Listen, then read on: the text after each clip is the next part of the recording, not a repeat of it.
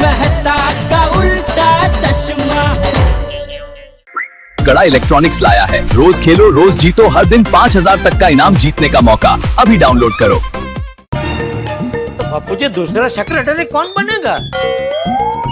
तू बन जा। अरे मैं कैसे बन सकता हूँ बापूजी? क्यों?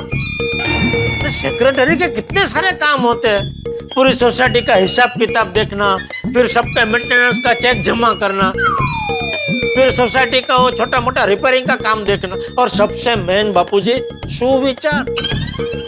रोज नए नए सुविचार मैं कहां से लाऊंगा? ठीक है, तो मैं बन जाऊं? आप ये सारे काम कर पाएंगे? अरे अरे तो फिर तू है ना, तू मेरी मदद कर देना। बापूजी ये सब में मैं आपकी मदद करूंगा तो फिर दुकान जा ही नहीं पाऊंगा। तो और कौन हो सकता है सेक्रेटरी? बीड़े के अलावा और कोई सेक्रेटरी नहीं हो सकता बापूजी। इसलिए मैं आपसे यही कहने आ रहा था कि कल आप मीटिंग में आना और पोपटलाल और भिड़े दोनों को समझाना और इस मड़ा गांठ का उकेल ला देना।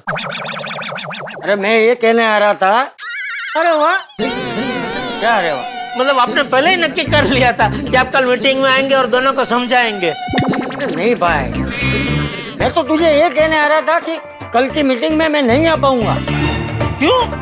अरे कल हमारे यंग गोल ग्रुप की फुटबॉल की फाइनल मैच है और मैं गोलकीपर हूँ, तो मुझे वहां जाना पड़ेगा। गोलकीपर? हाँ। पर बापूजी गोलकीपर को तो उड़ी मार मार के गोल बचाने होते हैं। हाँ तो आप मुझे एक बात बता, फुटबॉल में मैच कौन जीता था? जो गोल करता है वो। गलत। तो गोलकीपर। बिना गोल किए वो मैच कैसे जिताता है? देख, जैसे क्रिकेट में बॉलर विकेट लेके मैच जीताता है ना, उसी तरह फुटबॉल में गोलकीपर गोल बचा के मैच जीताता है। इसलिए हमारे यंग गोल ग्रुप ने यह तय किया है कि गोलकीपर तो मुझे ही बनना चाहिए। कि हमारे पूरे यंग गोल ग्रुप में सबसे फुर्तीला तो मैं ही हूं ना।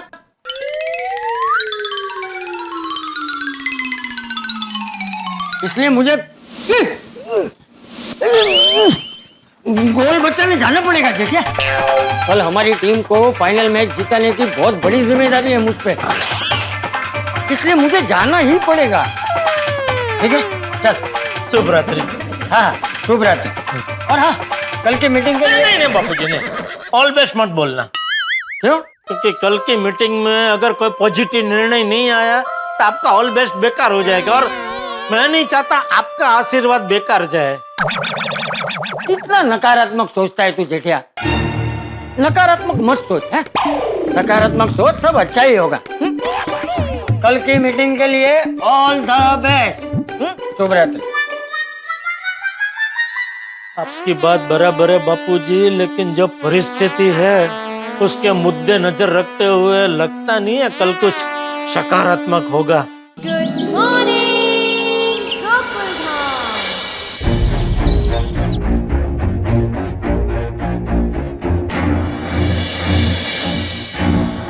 पोपटलाल, तुम्हें मेरा त्यागपत्र चाहिए था ना?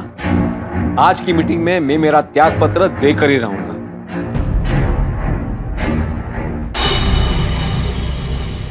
अभी तक कोकम शरबत नहीं पिया, मतलब नमकीन का गुस्सा ठंडा नहीं हुआ है। अहो माधवी, मैंने अपना त्यागपत्र तैयार कर लिया। अहो माधवी, मुझे समझाने की कोशिश मत करना प्लीज। पोपटलाल को मेरा त्यागपत्र चाहिए ना, तो मैं आज मीटिंग में अपना त्यागपत्र देकर ही रहूंगा।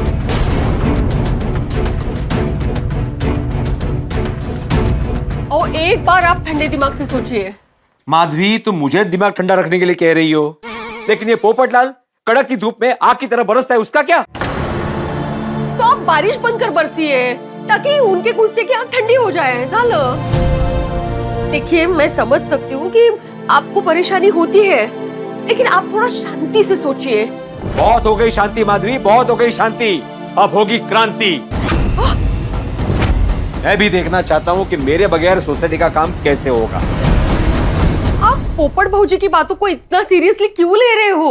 क्योंकि पोपटलाल मुझे बेवकूफ समझता है और मैं बेवकूफ नहीं हूँ। किसने कहा आपको पोपट भाऊजी आपको बेवकूफ समझते हैं? आपको याद है ना, सोने के सेट के चक्कर में जब हम फंस गए थे तब पोपट भाऊजी ने हमारी मदद की थी। वो मुझे याद है माधवी, अच्छे से याद है, और उसके लिए मैं उसका आजीवन आभारी रहूंगा। लेकिन मेरे सेक्रेटरी के काम के लिए वो हमेशा मुझे ताने मारता है, उसका क्या? तो उनके मन में कुछ नहीं होता, मैंने बोला ना आपको। हाँ, उसके मन में कुछ नहीं होगा, लेकिन दिमाग में बहुत कुछ होता है माधवी। मैं सोसाइटी का सेक्रेटरी हूँ माधवी, उसका नौकर नहीं हूँ जो मुझे कुछ भी बोले और मैं चुपचाप सुन लूं। मैं सेक्रेटरी का काम ऑनररी करता हूँ, उसकी पगार नहीं मिलती मुझे। सबको लग रहा है ना कि मेरी गलती है, लेकिन मैं साबित कर दूंगा कि मेरी गलती नहीं है। आपकी गलती नहीं है ना, तो फिर त्याग पत्र क्यों दे रहे हैं आप? क्योंकि पोपटलाल ने मेरे आत्मसम्मान पर वार किया है, और जब बात आत्मसम्मान की हो तो निर्णय लेना ही चाहिए। महाभारत में भी श्री कृष्ण ने अर्जुन से कहा था, हे पार्थ, कायरता मत अपनाओ, हृदय की कमजोरी छोड़कर अन्याय के खिलाफ खड़े हो जाओ। अहो, सोसाइटी की बात को कहां से कहां लेकर गए आप? देखिए, बस माधवी बस, मुझे और कुछ नहीं समझना। मैं अपना त्याग पत्र देने से पीछे नहीं हटूंगा।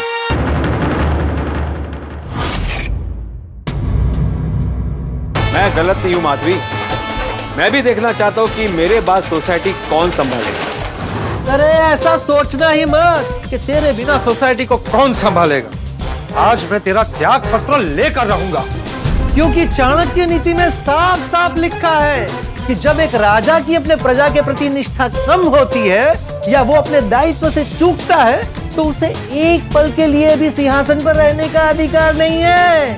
इसलिए भिड़े, आज तो तुझे अपना त्याग पत्र देना ही पड़ेगा। पता नहीं आज मीटिंग में क्या होगा। मारी तो खोडाई थी, बस एक ज प्रार्थना छे, बस आज मीटिंग में कोई हंगामा ना हो। I just really hope कि सब कुछ शांति से आराम से सब अच्छे से निपट जाए। हाँ। माधवी भाभी, आपने भिड़े भाई को समझाया कि नहीं? समझाया कोमल भाभी, लेकिन ये है कि माने ही नहीं। तारक भी गए थे भिड़े भाई को समझाने। मान, हे श्रीनाथ जी बाबा, पोपट भाई सा और भिड़े भाई सा को सद्बुद्धि देना कि दोनों अपनी अपनी जिद छोड़ दे। सही में।